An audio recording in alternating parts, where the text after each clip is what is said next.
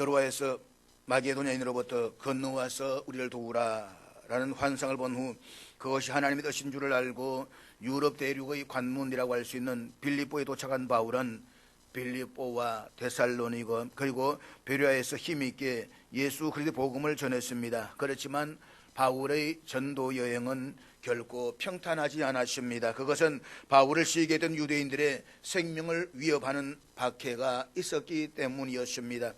결국 베레아에서 힘있게 복음을 전하던 바울은 그곳에까지 쫓아와서 생명을 위협하는 데살로니가의 유대인들을 피해서 본래 계획에도 없었던 세계 철학의 도시요 지성의 도시로 불렸던 아데네까지 오게 됩니다.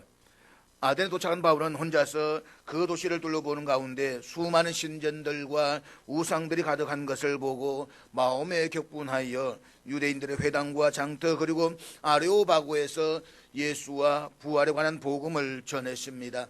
당시 세계 철학의 도시요 학문의 도시에 살고 있다는 것만으로 지적인 우월감에 빠져 있었던 아덴 사람들은 바울이 전하는 복음을 아주 우습게 여겼습니다. 그리고 오랫동안 육체는 악하고 영혼은 선하며 육체는 영혼을 가두는 감옥이라는 이원론 사상에 영향을 받고 있었던 아덴 사람들로서는 떠나간 영혼이 다시 그 육체를 입고 부활한다는 바울이 전하는 복음을 이해할 수가 없었습니다. 그렇기 때문에 바울로부터 예수와 부활에 관한 설교를 들었던 아덴 사람들은 대체적인 반응은 조롱과 무관심이었습니다. 그런데 그와 같은 조롱과 무관심 속에서도 바울이 전하는 복음을 듣고 예수를 주로 영접한 사람들이 있었습니다. 그들은 아레오바고에 관한 디오누시오와 다마리라고 하는 여인을 비롯한 소수였습니다. 우리가 앞서 살펴보았듯이 지금까지 바울이 복음을 전했을 때에 유대와 헬라의 허다한 우리가 믿더라 라고 하면서 그 도시에 폭발적인 부흥이 일어났던 것을 기억을 합니다. 지금까지 바울은 그가 가는 도시마다 그와 놀라운 복음의 역사 내지는 부흥의 역사를 경험했습니다. 그렇지만 안타깝게도 바울이 그토록 머나먼 아데네까지 찾아가서 힘써 복음을 전했음에도 불구하고 다른 도시들과는 달리 아데네에서는 큰 무리들의 회심이 일어나지 않았습니다.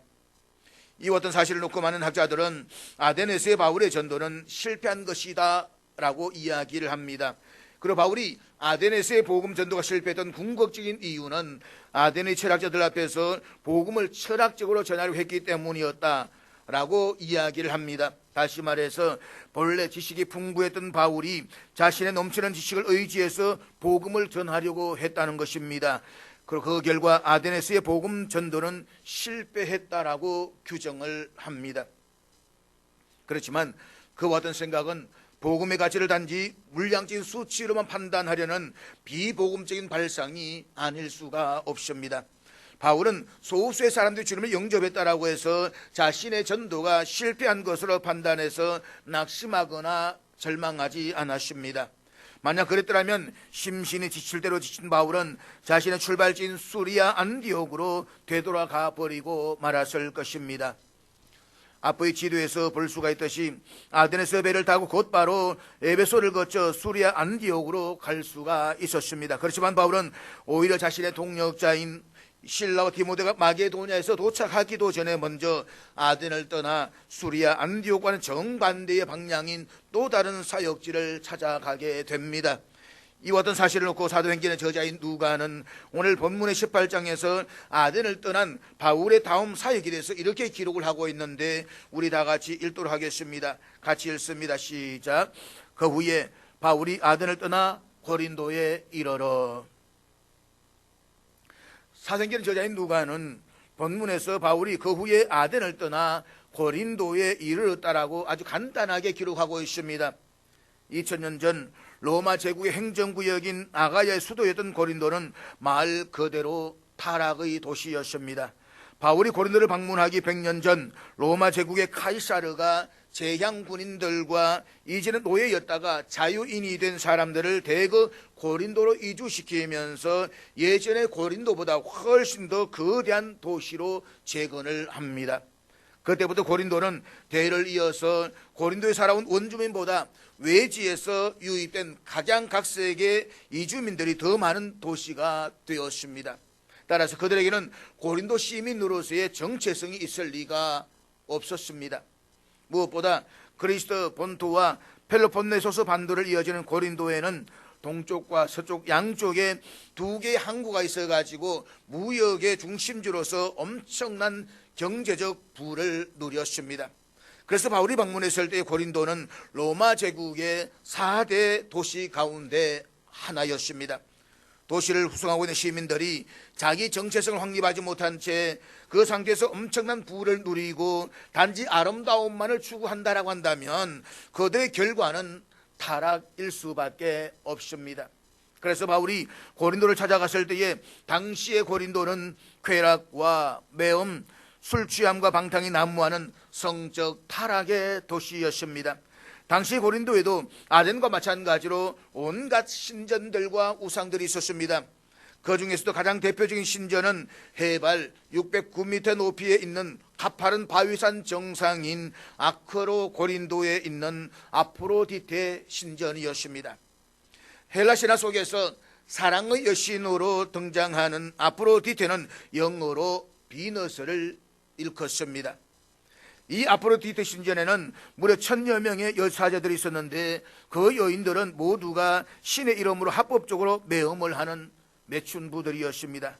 신전 안에서 합법적인 매음이 대규모로 행할 정도였으니 신전 밖의 실생활이야 두말해 무엇 하겠습니까? 당시 인구 75만 명의 거대 도시였던 고린도는 한마디로 쾌락의 도시였으며 술 취함과 매춘과 여러분이 생각할 수 있는 모든 악이 가득한 도시였습니다. 고린도 사람들의 성적 타락이 얼마나 심했던지 헬라 문명권 속에서 고린도 사람처럼 행동한다라는 말이 엄맹하다라는 의미로 쓰여졌으며 고린도화되었다라는 말은 성적으로 타락했다라는 의미로 사용되었습니다. 그리고 고린도의 친구들이라는 뜻과 고린도의 아가씨라는 말은 매춘부라는 의미로 사용될 정도였습니다. 그리스도인들은 특별히 연극을 좋아했는데 그들의 드라마에서 고린도의 특징을 드러낼 때마다 그들은 항상 고린도인들을 술 취한 사람들로 그려냈다는 것입니다. 특별히 주 2세기 후반에 어느 헬라 작가는 이와 같은 고린도에 대해서 이런 평가를 내렸습니다. 나는 얼마 되지 않아 구역질나는 부자들의 행태와 가난한 사람들의 비참한 모습을 한꺼번에 감지할 수가 있었다. 대도시에서 흔히 볼 수 있는 빈익빈 부익부의 전형적인 현상을 그대로 보여주고 있는 것입니다. 당시 고린도는 어떤 악행이든지 허용되는 사악한 도시였으며 쾌락주의 문화가 범람했던 곳입니다. 그렇기 때문에 이처럼 거대한 타락의 도시 고린도를 바울이 홀로 찾아간다라고 하는 것은 마치 바위로 이 계란을 깨뜨린 것처럼 무모하고도 무의미한 일처럼 보여집니다. 그럼에도 바울은 자신의 동역자인 실라와 디모데가 마게도냐에서 도착하기도 전에 먼저 아덴을 떠나 타락한 도시였던 고린도에 갔습니다. 바울이 어떤 연유로 이처럼 타락한 도시 고린도에 혼자서 갔는지 정확하게 알 수는 없습니다. 분명한 것은 다메섹 도상에서 부활의 주님을 만난 이후로 바울은 메사를 주님의 뜻에 따라서 전적으로 순종한 삶을 살았다는 것입니다. 그 아시아 지역에서의 전도를 포기하고 전혀 낯선 유럽 대륙으로 건너와서 복음을 전하게 된 것도 전적으로 하나님의 인도하심에 순종했기 때문이었습니다. 따라서 어쩌면 그런 고린도를 찾아가는 것이 아시아 대륙 살고 있던 자신을 이방인의 사도로 선택하시고 유럽 대륙으로 보내신 하나님의 뜻에 온전히 순종하는 것이라고 생각했을 것입니다. 무엇보다 고린도에서 아드리아해만 건너면 로마 제국의 수도요 당시 세계를 향하는 로마에 이를 수가 있습니다. 그렇기 때문에 고린도야말로 바울이 복음을 전 세계에 전파하기 위해서는 반드시 찾아가서 복음을 전해야 할 전략적 요충지였다라고 하는 것입니다. 다시 말해서 고린도는 단순히 아가야 지역뿐만 아니라 마게도냐와 로마 제국을 복음하는 데 있어서 아주 중요한 요충지였다라고 말할 수가 있습니다. 바울이 그렇게 생각하고 고린도를 찾아갔다는 것을 밝혀주는 성경의 단서가 있습니다. 우리가 앞서 17장 살펴보았듯이 2000년 전 바울이 로마 제국 행정구역상 아가야 지역에서 첫 발을 내딛고 처음으로 복음을 전했던 곳은 아덴이었습니다. 그리고 사도행전 17장 33절에 보면 바울의 설교를 듣고 주님을 영접한 아덴의 사람들은 소수였고 그들 가운데 이름이 밝혀져 있는 사람은 아레오바고에 관한 디오누시오와 다마리라는 여성 두 사람밖에는 없습니다. 그래서 성경은 이름이 알려지지 않은 또 다른 사람들도 있었더라 라고 말씀을 하고 있습니다. 그런데 바울이 이후에 고린도 교인에서 보낸 편지인 고린도전서 16장 15절의 말씀 보면 또 한 사람의 이름을 소개하고 있는데 우리 다 같이 읽도록 하겠습니다. 형제들아, 서데바나의 집은 곧 아가야의 첫 열매요 또 성도 섬기기로 작정한 줄을 너희가 아는지라 내가 너희를 구원하노니. 오늘 본문에서 바울은 서데바나를 가리켜서 아가야의 첫 열매라고 정언하고 있습니다.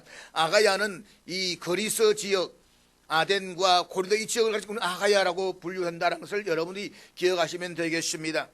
그러니까 바울이 이 아가야 땅에 첫 발을 내디면서 처음으로 복음을 전했던 곳은 우리가 앞서 살펴보았던 아덴이었습니다. 그런데 로마 제국의 행정구역인 아가야에서 제일 먼저 주님을 영접하고 첫 번째 그리스도인이 되었던 사람은 아덴 사람이었던 디오누시오나 다마리가 아니라 고린도 사람인 서데바나였다라고 하는 것입니다. 우리는 여기 어떻게 해서 고린도 사람이었던 서데바나가 이때 아덴을 방문했는지에 대해서는 알 수가 없습니다. 그러나 고린도 출신의 서데바나가 무슨 영문인지는 모르지만 아덴을 방문했다가 그곳에서 우연히 바울의 설교를 듣고 그리스도인이 됨으로써 로마 제국 행정구역상 아가야에서 첫 번째 그리스도인이 되었다는 것입니다. 그리고 바울은 그 고린도 사람이었던 서데바나로부터 경제적인 부유함 속에서 세속적이며 엄난한 고린도의 타락성을 전해 들었을 것입니다. 서데바나로부터 고린도 실상을 듣게 된 바울은 그 고린도야말로 가장 복음이 절실히 필요한 것으로 생각을 했을 것입니다. 또한 자신이 고린도 사람이 서데바나를 만나게 된 것도 자신을 고린도로 부르시는 하나님의 인도하심으로 받아들였던 것은 너무나도 당연한 일이었을 것입니다. 그래서 그는 혼자 사흘길을 걸어서 고린도로 갑니다.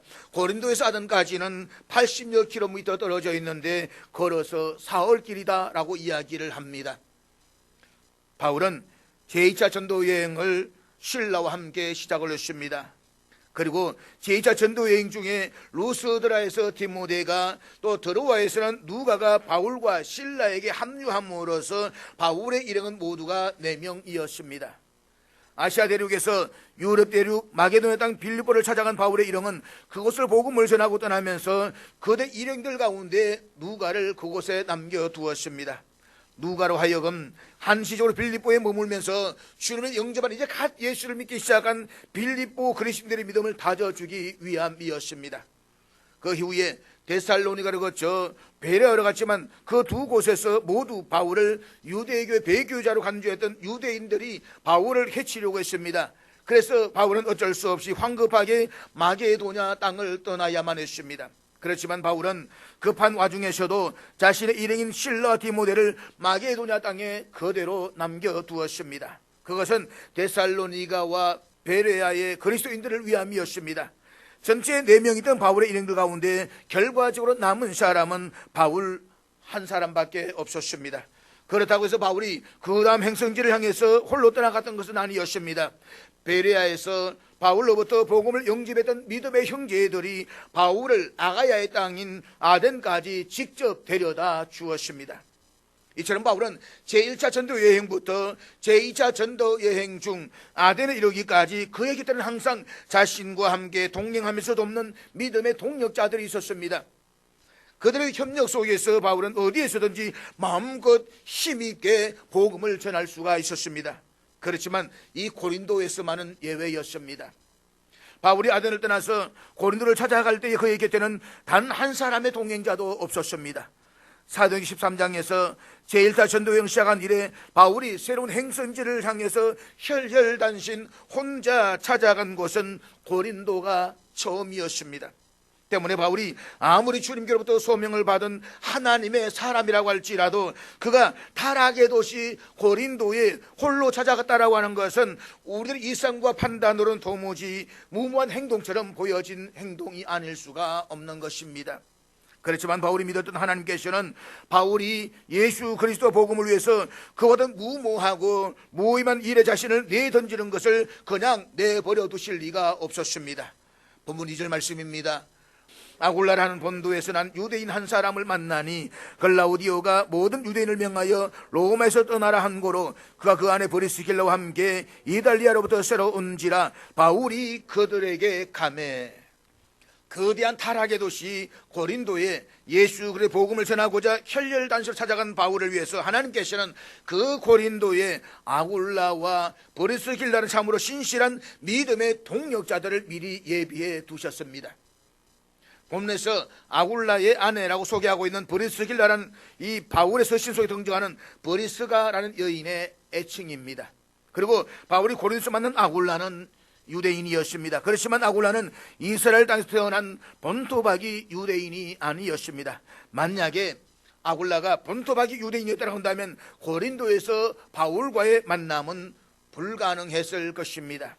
아굴라는 오늘날 튀르키예 북동쪽, 그러니까 흑해 남동쪽 연안에 있는 본도에서 태어난 디아스포라 유대인이었습니다.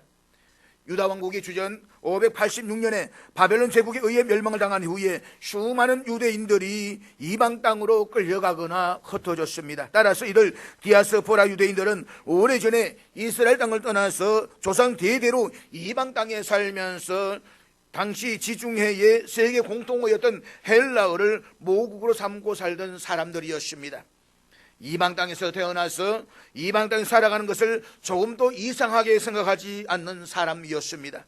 그래서 아시아 대륙의 본도에서 태어나서 살다가 로마 제국의 수도인 로마로 이주를 해서 그곳에 정착해서 사는 것도 아무런 거리낌이 없었습니다. 아굴라의 직업은 천막 제조업자였습니다.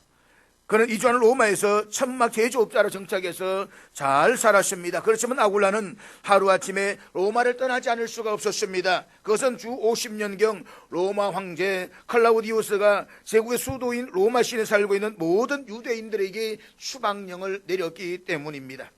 그 이유는 앞서 우리가 사도행전 16장 19절 의 내용을 살펴볼 때에 이미 말씀을 드렸습니다. 다시 말씀을 드리면 역사가 수에토니우스에 의하면 당시 제국의 수도인 로마에 살고 있던 유대인들이 크레스투스라는 선동가의 선동을 받아서 여러 번 폭동을 일으켰습니다. 그로 인해서 로마의 황제 클라우디우스가 제국의 수도인 로마에 살고 있는 유대인들 가운데 로마 시민권을 가지고 있지 않은 약 2만 5천 명의 유대인들을 모두가 로마 시내 밖으로 추방해 버렸습니다. 황제 추방령에 의해서 아굴라 부부 당시 로마에 추방될 수밖에 없었다라고 하는 것은 이들 부부에게는 로마 시민권이 없었다는 의미입니다. 로마에 추방당한 아굴라 부부는 그들의 고향인 아시아 대륙의 본도로 되돌아가지 않고 유럽 대륙인 고린도로 이주를 해서 그곳에서 천막 제조업자로서 새로운 삶을 시작했습니다. 그렇다면 아시아 대륙의 본도 출신했던 아굴라 부부가 고린도로 이주를 해야만 했던 이유가 무엇인가에 대해서 우리는 궁금하지 않을 수가 없습니다. 왜 그가 고향으로 돌아가지 않고 저는 생소한 고린도에 와서 살았을까? 이 무렵에서 많은 학자들은 아굴라 부부가 고린도로 이주하게 된 것은 그 당시 수세기에 걸쳐서 지중해 지역에 났던 역사적 사건들과 밀접한 관계를 맺고 있는 것을 볼 수가 있습니다. 아굴라 부부가 고린도 이주하기 100년 전에 로마 제국의 카이사르가 식민지들을 대규모로 재건하면서 100년 동안 폐지되었던 이스트미아 경기대회를 재개시켰습니다. 이스트미아 경기대회, 이 대회는 헬라 신화에 나오는 포세이돈을 기념하기 위해서 고린도 지역의 이름을 따서 명명된 고대 그리스 시대의 4대 대회 중에 하나였습니다. 그리고 이 대회는 고린도 근처에서 매 2년마다 열렸습니다. 당시 턱없이 숙박시설이 부족했던 시절에 대규모 경기에 참여한 선수들과 또 그래서 전역에서 수많은 사람들이 운집하는 이 고린도는 로마에서 추방당한 아굴라 부부에게는 새로운 이주지로서 더없이 적합한 곳이었다는 것입니다. 그리고 바울이 고린도를 방문해서 제일 처음 만난 사람이 고린도로 이주해서 천막 제조업을 시작한 아굴라 부부였습니다. 그런데 묘하게 바울도 역시 천막 제조 기술자였습니다. 유대인들은 자녀들에게 직업 기술을 가르치지 않는 것은 그가 도둑이 되도록 내버려 두는 것과 같다라고 했습니다. 그래서 유대인 부모들은 부유하든 가난하든 상관없이 만일의 경우를 대비해서 자기 자녀들이 어릴 때에 반드시 기술 교육 하나씩은 꼭 습득을 시켰다는 것입니다. 네가 어디에 가서든지 뭘 하든지 먹고 살 수 있는 기술 하나는 꼭 가르쳤다는 것입니다. 바울이 태어난 다소는 천막 제조에 필요한 생산지로 유명했습니다. 따라서 바울은 어린 시절부터 부모로부터 천막 제조 기술을 습득했음을 알 수가 있습니다. 고린도에 도착한 바울은 처음 만난 아굴라의 집에서 아굴라 부부와 함께 살면서 그들과 함께 천막을 제조하는 일을 했습니다. 헬라어 원문에는 일하다라는 동사가 미완료형으로 기록되어져 있습니다. 이 사실은 바울이 쉬지 않고 계속 부지런히 이 아굴라 부부와 함께 일을 했다는 것을 의미해 주고 있습니다. 그런데 고린도에서 바울과 아굴라 부부의 만남은 절대로 우연히 이루어진 만남은 아니었습니다. 그 만남의 배후에는 하나님의 섭리가 마치 거미줄처럼 치밀하게 얽혀져 있었습니다. 하나님께서 고린도 사람들에게 구원의 은혜를 베풀어 주시기 위함이었습니다. 그런 면에서 고린도에서 바울과 아굴라 부부의 만남은 그 자체가 기적과도 같았습니다. 그런데 그 기적적인 만남을 통해서 바울은 고린도 사람들에게 복음을 전하기만 한 것은 아니었습니다. 바울은 그 기적적인 만남을 통해서 이전에 깨달을 수 없었던 영적인 깊은 깨달음을 깨닫는 큰 은혜를 경험하게 됩니다.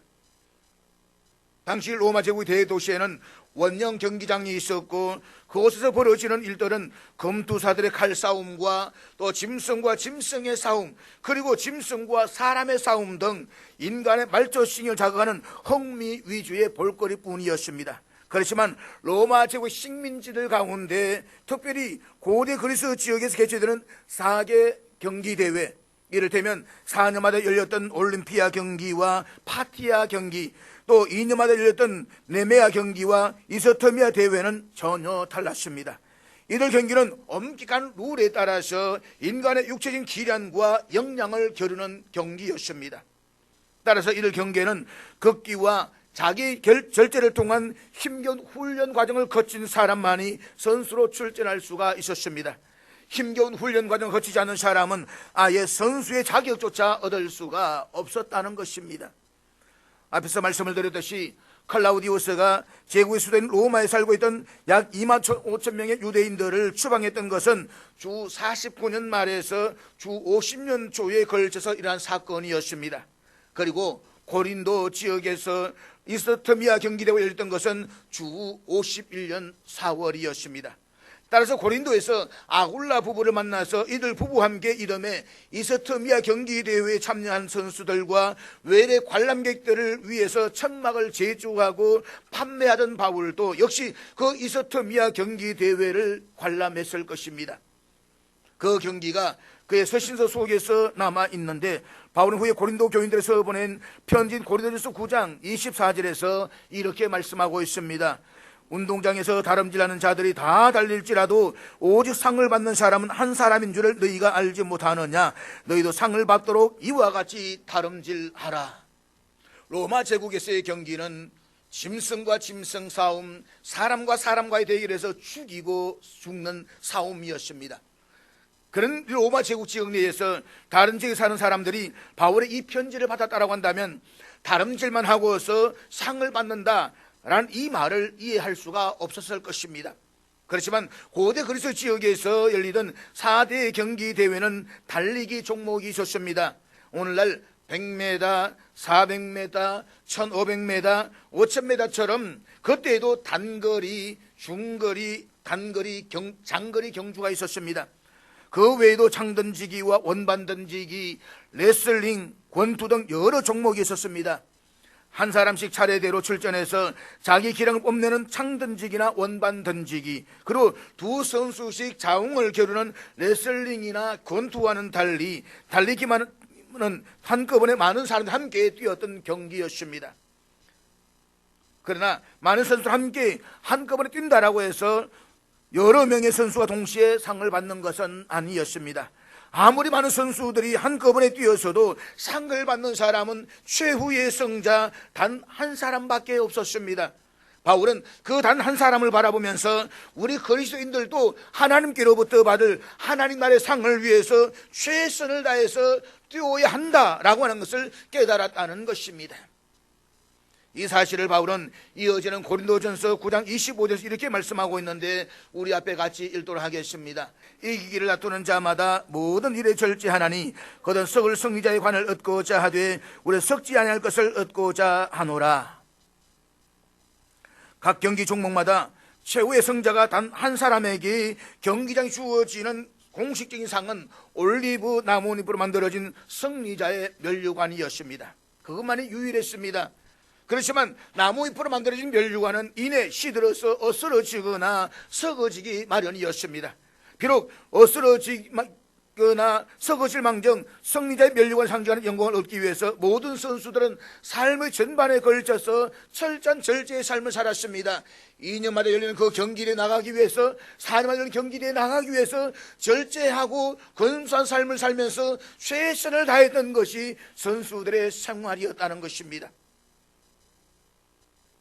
다른 사람들처럼 먹고 싶은 거 다 먹고 놀고 싶을 때 놀아서는 결코 승리자의 면류관을 얻을 수가 없습니다. 우리 그리스도에 받는 승리의 면류관은 영원한 생명의 면류관입니다. 결코 썩지 않은 면류관입니다. 우리의 면류관은 세상의 면류관과 비교할 수가 없는 것입니다. 그렇다면 우리 그리스도인들은 세상의 운동선수들보다 삶의 전반에 걸쳐서 더더욱더 절제해야 하는 것은 너무나도 분명한 것입니다. 이것은 바울이 고린도에서 아굴라 부부를 만나기에 깨달을 수 있었던 교훈이었습니다. 따라서 바울의 신앙 여정에서 고린도는 바울의 신앙을 한 단계 업그레이드 시켜주는 은혜의 수련장이었다라고 말할 수가 있습니다. 어쩌면 바울이 고린도에서 아굴라 부부를 만나지 못했다라고 한다면 바울은 고린도 사람들에게 복음을 전하고 이내 다음 행선지로 떠나가 버리고 말았을 것입니다. 그렇지만 고린도에서 아굴라 부부를 만나 함께 천막을 제주하면서 바울은 그곳에서 무려 1년 6개월 동안 머물면서 복음을 전했습니다. 바울이 한 곳에서 이렇게 오래 머물던 지역은 없었다는 것입니다. 제1차 전도여행을 시작한 이래 항상 누군가의 도움 속에서 움직이던 바울이 아덴을 떠나서 타락의 도시인 그 고린도를 혼자의 몸으로 찾아간다라고 하는 것은 결코 쉬운 일이 아니었을 것입니다. 그러나 그 홀라 찾아간 그 고린도야말로 하나님께서 바울이 상상하지도 못한 은혜를 주시려고 예비한 은혜의 보고였습니다. 바울에게 하나님의 은혜는 결코 먼 곳에 있지 않았습니다. 언제나 바울이 두 발을 떡 딛고 서 있는 그 현장, 그곳에 하나님의 은혜가 있었습니다. 그렇습니다. 오늘 내가 서 있는 이 자리, 이곳이 하나님의 은혜의 축복의 자리가 될 수 있기를 주의 이름으로 축복합니다. 이것은 아굴라 부부도 역시 마찬가지였습니다. 그들의 삶의 터전인 동시에 사업적 기반이 구축되어 있는 제국의 수도인 로마에서 하루아침에 황제의 명령에 의해서 쫓겨난다라고 하는 것은 죽음과도 같은 절망이요 고통이었을 것입니다. 아무리 이스토마 경기대회를 겨냥해서 고린도로 이주를 해갔다라고 할지라도 고린도에서 바울을 만나지 못했다라고 한다면 그들의 일생은 천막을 제조한 업자로 끝나고 말았을 것입니다. 그들은 2000년 전에 한 줌의 흙으로 흔적도 없이 사라져버리고 말았을 것입니다. 아굴라 부부는 비록 자신들의 의지와는 전혀 상관없이 제국의 수도인 로마에서 쫓겨나서 이 고린도에 왔지만 그들 그곳에서 바울을 만남으로써 그들의 삶의 목표와 비전이 바뀌어졌습니다. 잘 먹고 잘 사는 것이 인생의 목적이 아니었습니다. 제조업을 해서 하나 더 파는 것이 목적이 아니었습니다. 그들은 그 후의 삶은 완전히 주를 향해서 바울을 돕는 후원자로서 동자로 삶을 살아가게 되는 것입니다. 그래서 18장 18절 말씀, 오늘 본문 뒤에 있는 우리 18절 말씀 한번 같이 보도록 하겠습니다.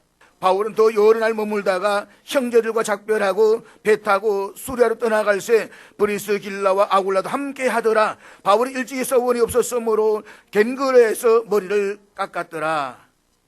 11절에 보면 바울은 고린도에서 1년 6개월을 머물렀습니다.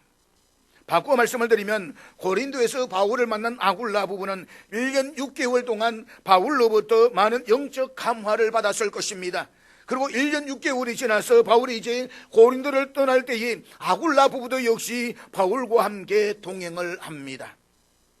그들이 새로 이전 고린도에서 사업적 기반을 구축하기 위해서 가진 그 애를 썼음에도 불구하고 사업 도전을 미련 없이 포기한 것입니다.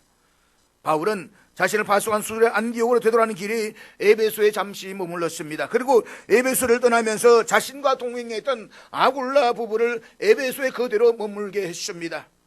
바울이 그렇게 한 것은 거대한 에베소 시장에서 새로운 천막 사업을 개척하기 위함이 아니었습니다.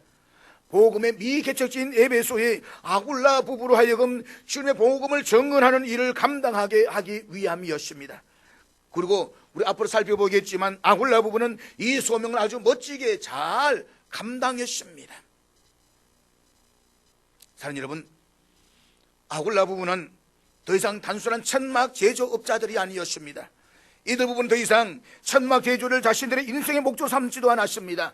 더욱이 바울의 제3차 전도 여행이 끝날 무렵에 바울은 자신이 방문한 고린도에서 로마에 있는 교인들의 써보낸 편지를 통해서 이렇게 증언하고 있는데, 로마서 16장 3절 말씀 우리 같이 보도록 하겠습니다. 너희는 그리스도 예수 안에서 나의 동역자들인 브리스가와 아굴라에게 문안하라. 본문에서 바울은 아굴라 부부를 가리켜서 나의 동역자들이라고 말했습니다. 바울이 로마에 있는 그리스도인들에게 아굴라 부부에게 문안하라고 했던 것은 그때는 이미 아굴라 부부가 추방당했다가 로마로 되돌아가서 살고 있었다는 것을 말해주고 있는 것입니다. 그리고 이어지는 로마서 16장 4절의 말씀 보면 그들은 내 목숨을 위하여 자기들의 목까지도 내놓았다라고 했습니다. 한마디로 아굴라 부부는 자신들의 생명을 돌보지 않고 위험 속에 끝까지 바울을 지키고 보호했습니다. 아덴에서 혈혈단신으로 고린도에 왔지만 합력의 선을 이루시는 하나님께서는 바울을 위해서 일평생의 동역자로 아굴라 부부를 예비해 두셨다는 것입니다. 그래서 이후에 바울이 로마에 갔을 때에 그 로마에서 복음을 마음껏 전할 수 있는 모든 삶의 기반들, 여건들을 준비해 주었던 사람이 누구냐? 바로 이들 아굴라 부부였다라고 하는 것입니다. 보십시오. 아굴라 부부가 2주에 간 고린도에서 바울을 만났습니다. 아굴라는 자신과 똑같은 디아스포라 유대인인데다가 천막을 제조하는 기술까지 갖추고 있는 바울을 만나서 처음에는 그저 좋은 조수를 얻었다라고 기뻐했을 것입니다. 그러나 바울은 단순한 천막 제조 기술자가 아니었습니다. 바울은 2000년 기독교 역사상 가장 위대한 사도 가운데 한 사람이었습니다. 아굴라 부부는 위대한 사도 바울을 만남으로써 구원받은 그리스도인이 되는 것으로 그치지 않고 위대한 바울의 동역자가 되어서 그 이름이 하나님 말씀의 성경책에 6번에 기록되는 영원한 은혜를 입었습니다. 단순히 살다가 잘 먹고 잘 살다가 그렇게 하는 인생이 아니라 주를 위해서 이 땅이 끝날 때까지 우리 주님 오시는 그날까지 모든 사람 기억되는 그 이름으로 남았다는 것입니다. 아굴라 부부에게도 하나님의 은혜는 멀리 있지 않았습니다. 하나님을 만나고 보니 그들이 눈물을 흘리며 찾아갔던 고린도, 바로 그곳이 그들을 위해서 예비해 두신 하나님의 은혜의 모판이었던 것입니다. 그러므로 그들이 황제 추방령에 의해서 제국의 수도인 로마에서 쫓겨나 고린도로 이주하지 않았으면 안 되었던 모든 것이 그들에게 바로 은혜를 베풀어 주시는 하나님의 신비스러운 섭리였음을 고백하게 되는 것입니다. 그렇습니다. 하나님의 은혜는 언제나 우리가 두 발을 딛고 서 있는 우리 각자의 삶의 현장 속에 있습니다. 그 현장이 고린도를 자진해서 찾아갔던 바울의 경우처럼 자기 자신의 자유에 의한 현장일 수도 있고, 또 제국의 수도인 로마에서 쫓겨나서 울면서 고린도를 찾아간 아굴라의 부부처럼 타에 의한 현장일 수도 있습니다. 어느 쪽이든 분명한 것은 우리 각자에게 주어진 삶의 현장은 하나님께서 우리 한 사람 한 사람 각자를 위해서 예비해 주신 은혜의 현장이라는 것입니다. 내 삶의 자리, 내가 그런 삶의 자리가 하나님의 예비하신 축복의 자리라고 하는 것입니다. 하나님께서는 우리 각자에게 은혜의 현장을 주시기 위해서 시간과 공간을 초월해서 엄청난 역사적 사건들을 연출하셨고, 그 미줄보다 더 치밀한 당신의 섭리를 베풀어 주셨습니다. 이 사실을 믿고 깨닫는 사람에게 하나님의 은혜가 보이고, 하나님의 은혜가 보이는 사람이 자신을 더더욱더 하나님께 맡기게 되고, 하나님께 자신을 맡기는 그 사람을 통해서 하나님의 뜻은 더 크게 이루어질 것입니다. 바꾸어 말씀을 드리면, 지금 자기에게 주어진 삶의 현장이 하나님께서 자신을 위해 예배해 주신 현장임을 믿지 못하는 사람은 어디에서도 하나님의 은혜를 입지 못한다는 것입니다. 그럼 사랑하는 여러분, 내가 서 있는 곳이 어떤 자리이든 어떤 형편이든지 하나님 나를 위해 준비하신 은혜의 자리요 축복의 자리임을 믿으시기를 바랍니다. 하나님 나를 이끌어 가십니다. 우리 하나님 선한 목자이십니다. 내 삶을 도와주신 하나님께서는 합력하여 선을 이루시는 하나님이신 것입니다. 우리 그 하나님을 믿을 수가 있어야 되는 것입니다. 그럼 우리 모두는 합력선을 이루시는 하나님 믿는 믿음 가운데서 우리가 서 있는 그 자리, 그곳이 하나님의 은혜 축복의 자리가 될 수 있기를 주의 이름으로 축복합니다.